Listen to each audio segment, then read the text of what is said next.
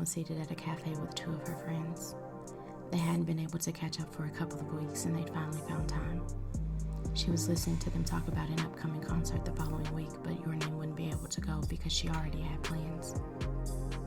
"Oh, come on. Can't you reschedule? It isn't work, is it?" "It isn't work, but I can't reschedule either."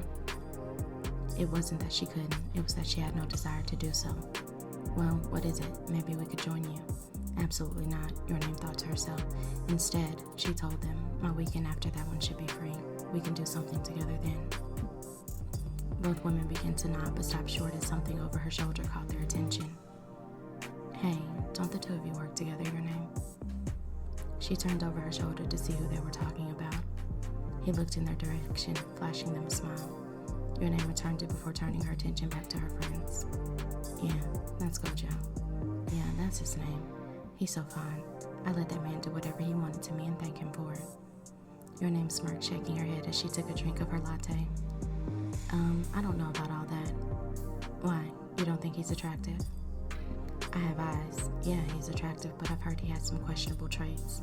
"Like what?" "That he's a self-centered narcissist." Your Name placed her cup down. She agreed that Gojo was a bit self-centered, but when you were considered the best sorcerer and it wasn't an exaggeration, she could see that happening, which in turn could cause him to be a bit of a narcissist. "I also heard he's full of himself." "And that's the same thing, basically. He also has a God's complex. So, those outweigh the fact that his face is nice to look at." He also has great hearing, and you've never been able to whisper the way you think you can."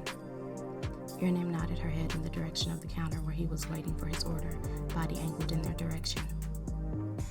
Her friend at least had the gall to look a bit ashamed when he raised a brow, smiled at their table, and nodded, confirming that he had indeed heard her. "Besides, when you work in our field and there's no one better at what you do than you, and hasn't been anyone on your level or with your skills in decades, you have a right to feel self-important. I would." Your Name finished with a shrug. Her friends had no idea what they did to keep everyone safe, that they put their lives on the line on a daily basis.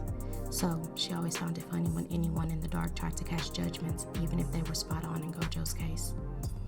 "You all take teaching very serious, I see." Your Name didn't respond, picking her cup up again and taking another sip as Gojo made his way to the door, to-go cup in hand. "Ladies." As he passed by, Your Name felt the tips of his fingers brush over the back of her neck. Her friend squinted after him as he left. See, even his tone just then spoke to his complex. "How?" Your Name shook her head with a small laugh before smirking as she tuned them out.